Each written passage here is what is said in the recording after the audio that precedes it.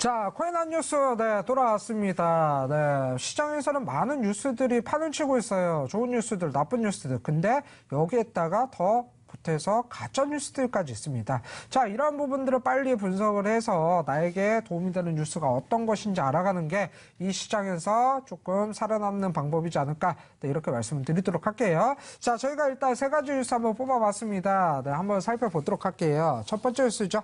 한국 블록체인 협회에서 내일 강화된 자유규제안을 발표를 한다라는 뉴스가 나왔고요. 자, 두 번째, 이제 야후예요. 야후에서 암호화폐 거래소의 사업을 진출을 한다라는 뉴스가 나왔습니다. 자, 세 번째로는 독일의 2위 주식거래소가 가상화폐 거래 앱을 출시를 한다라는 뉴스가 나왔습니다. 자, 일단 첫 번째 뉴스부터 한번 봐야 될 것 같은데, 블록체인 협회에서 이제 자유규제안, 네, 좀 더 강화된 자유규제안을 발표를 한다고 하죠. 이 부분들을 일단 시장에서 어느 정도 조금 안전성을 가져가는 그런 규제이지 않을까 궁금하거든요. 자, 일단은, 네. 예, 이제 블록체인 협회에서, 그 자유 규제안을 좀 더 이제 수정을 하고, 이제 보완을 하는 식으로 이제 뭐 내일 이렇게 발표를 이제 할 예정이라고 합니다.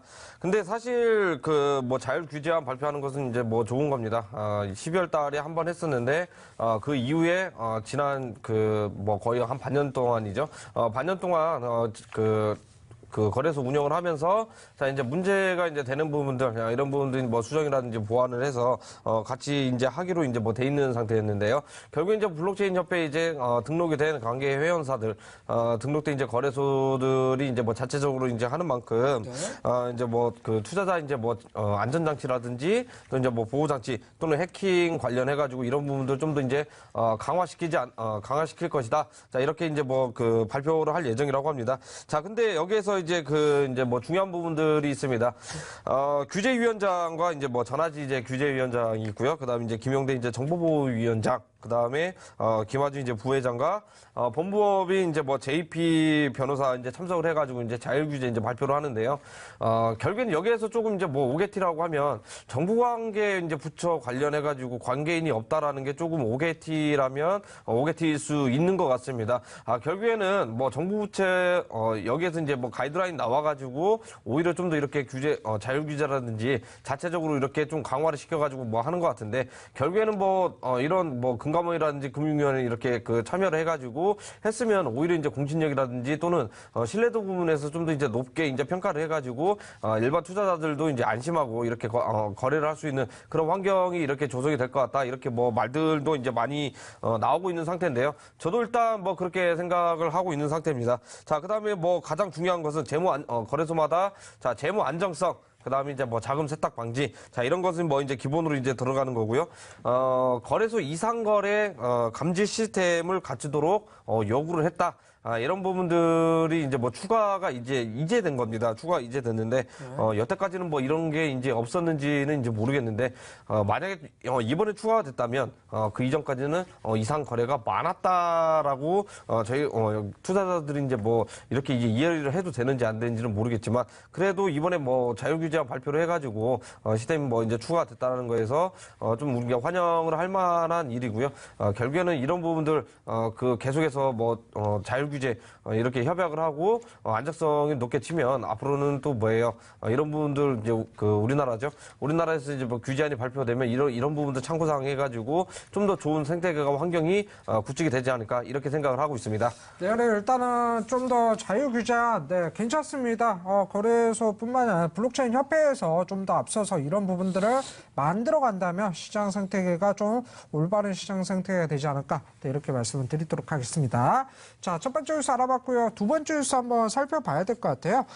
일단 야후가 암호화폐 거래소 사업에 진출한다 그랬었는데 야후 같은 경우가 이제 1세대 그 인터넷 회사라고 표현하잖아요. 근데 야후 중에서도 각국 법인들이 있는 상황에서 일단 야후 재팬에서 이 부분들을 조금 진행한다고 하죠. 자, 일단은 뭐 그 여러 가지 이제 뭐 이야기들도 이제 많이 있는데요. 이렇게 좀 생각을 하시면 될 것 같습니다. 자, 전 세계 유일무이하게 가상화폐 관련해가지고 이제 법으로 이렇게 정립시킨 곳은 일본 국가 딱 유일합니다. 그다음에 이제 뭐 미국도 사실 법제화된 건 아니거든요. 법제화된 건 아니지만 비트코인 선물이 있다 뭐 이렇게 보시면 될 것 같은데, 자, 일단 뭐 법으로 이렇게 그 만들었던 일본에서 야후재팬에서 이제 법인이 이제 거래소 이제 진출을 하려고 하는 것 같습니다.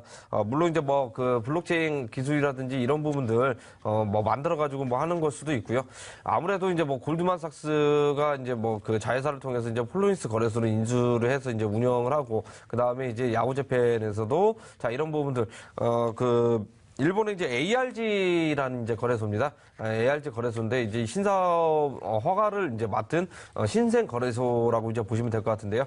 일본은 상대적으로 그 브라우저를 쓸 때 이제 야후 재팬을 상대적으로 많이 씁니다. 물론 이제 구글 브라우저도 많이 하겠지만 전통적으로 야후 재팬이 유명한 만큼 자 이런 인프라 시설이 잘 돼 있고 인지도가 많은 일본에서 이제 거래소 사업을 시작을 한다고 합니다.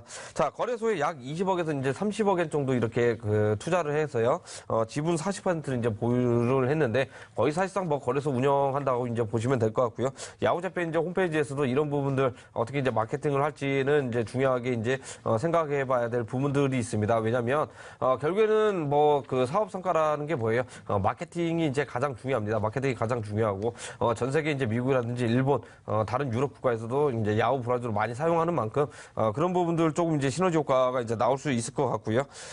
일단은 그렇습니다. 지금 현재 가상화폐 관련해가지고 시장 자체 내에서는 정말 호의적이고 호재로 이제 받아들일 만한 이야기들이 많이 나오고 있죠. 자, 뭐 헤지펀드의 전설 소로스라든지 또는 이제 뭐 록펠러 재단의 이제 뭐 가상화폐 투자, 그 다음에 야후재팬 그 거래소 지분 인수를 해서 직간접적인 가상화폐 거래소 그 운영과 블록체인 기술 투자, 자 이런 것만 이제 놓고 보면 앞으로는 충분히 장밋빛 전망을 예상을 해볼 수도 있는데요.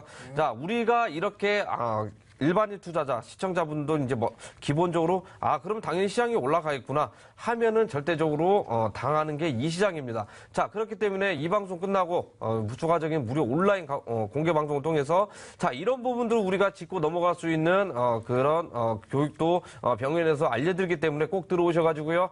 그 뭐 코인이라든지 이런 부분들 맥점 잡는 거 기타 등등 어떻게 해석을 해야 되는지 야후재팬 출범을 했는데 이 부분 좋게 받아들여야 되는지 그 명쾌하게 이렇게 알고 가시면 나중에 투자하시는데 많은 도움이 되실 것 같습니다.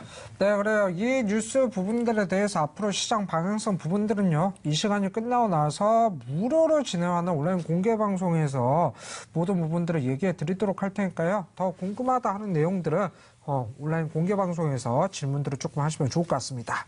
자, 이렇게 해서 두 번째 뉴스 알아봤고요. 세 번째 뉴스 한번 살펴봐야 될 것 같아요. 독일의 2위 주식거래소가 가상화폐 거래앱을 출시한다. 업계 최초다라는 말을 했습니다. 자, 이 부분에 대해서 이제 독일에서도 이제 제도권으로 좀 들어가는 거 아니냐 하는 기대감들이 좀 남아 있거든요. 자, 미국은 이미 이제 제도권으로 이제 편입을 하려고 이제 시도를 그렇죠. 하고 있잖아요. 저희 방송을 꾸준히 보셨더라면 인터컨티넨탈 이제 거래소에서 뭐 뉴욕 거래소 인수를 하고 뭐 시카고 거래소 인수를 하고 결국에는 거래소가 하나로 움직이는 게 아니라 자회사로 돼 있습니다. 외국에는 이제 뭐 그렇게 돼 있는데 자, 독일 2위 거래소가 결국 이제 가상화폐 이제 편입을 하면서 매매를 할 수 있는 앱을 출시를 한다고 합니다. 자, 올 그 2분기, 3분기 결국에는 여름쯤 해가지고 뭐 이렇게 뭐 출시를 한다고 하는데요. 독일만 비단 이렇게 이제 출시를 하는 게 아니라 지금 현재 캐나다 거래소에서도 관련 이제 인프라라든지 또는 업체를 선별을 해가지고 매매를 할 수 있게끔 기본적으로 비트코인과 이제 이더리움 자 이런 분들 이제 거래를 할 수 있게 이제 생태계를 이제 만든다고 합니다.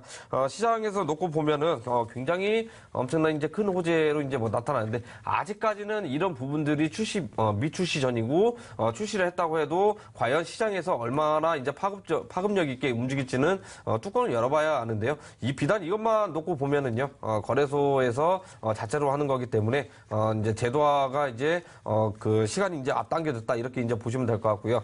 올 연말께쯤 해가지고 뭐 작년과 같은 가격대가 형성이 되지 않을까 해외 시장에서도 이렇게 보고 있는 상태고요. 자 국내에서도 이렇게 많이 보고 있는 시각들이 많이 있습니다. 이렇게 보고 이제 매매를 하시는 분들 굉장히 많이 있는데요. 아무래도 이제 신규 부분들 우리나라 우리나라에서는 아직 신규 부분들이 해소가 이제 안 됐다 보니까 가상화폐 추가로 이렇게 투자를 하시고 싶은 분 아마 좀 약간 답답하지 않을까 이런 생각이 드는데요. 저 또한 그렇습니다. 저 또한 그렇고 결국에는 뭐 이런 부분도 우리나라도 계속 선진국들이 이렇게 소수들이 매매를 할 수 있게끔 이렇게 뭐 인프라를 이제 확충을 시키고 있는 만큼 우리나라도 빨리 발빠르게 이런 부분도 이제 뭐 선점을 해가지고 양대 산맥 또는 다섯 손가락 안에 들어가는 자 이 정도의 이제 이름을 올려야 되지 않나 이렇게 생각을 하고요. 그 앱 이름이 결국 이제 뭐 바이슨 앱이라고 합니다. 뭐 바이킹을 뭐 연상케 하는 뭐 이렇게 이름을 뭐 이제 지은 것 같은데요. 결국에는 뭐 기초통화 위주로 이렇게 먼저 등록이 돼 있지만 결국에는 나중에 또 이제 추가적인 알트코인들 추가가 돼서 거래를 할 수 있게끔 이렇게 이제 뭐 만든다고 하니까 우리 시청자분들도 이런 부분들 잘 기억하고 계시다가 나중에 추후에 뭐 여름쯤 해가지고 어느 정도 단기바닥 저점이라든지 이런 거 나왔을 때 좀 이런 부분들 참고하셔가지고 매매하시면 좀 이렇게 큰 수익 나지 않을까 이렇게 말씀을 드리겠습니다. 네, 그래 일단은 뭐 각국에서 조금씩 정비를 하면서 제도권으로 편입하려는 이런 움직임들을 나와주지 않느냐. 일단 우리나라도 좀 이런 부분들이 필요하다 이렇게 말씀을 드려야 될 것 같습니다. 자, 이렇게 해서 오늘도 세 가지 뉴스 알아봤습니다. 세 가지 뉴스 다 참고를 해야 될 그러한 부분이지 않을까 이렇게 말씀을 드려야 될 것 같아요.